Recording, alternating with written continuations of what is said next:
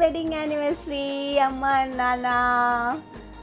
ఇలాగే life long ఉండాలని కోరుకుంటున్నాము. ఎలాగా అంటే ఒకళ్ళు స్టాప్ చేస్తే ఇంకొకరు మొదలు పెడతారు, ఒకళ్ళు అరిస్తే ఇంకొకరు కామ్గా ఉండరు, అండ్ ఇంకొకటి ఇంకెవ్వరు దొరకనట్టు ప్రపంచంలో ఈయన మీద ఆమె మీద ఈయన ఇద్దరు జోక్స్ చేసుకుంటూ ఉంటారనమాట. జోక్స్ కదా ఇవి చెప్పాలి అని అంటే తిట్టుకుంటూ ఉంటారనమాట.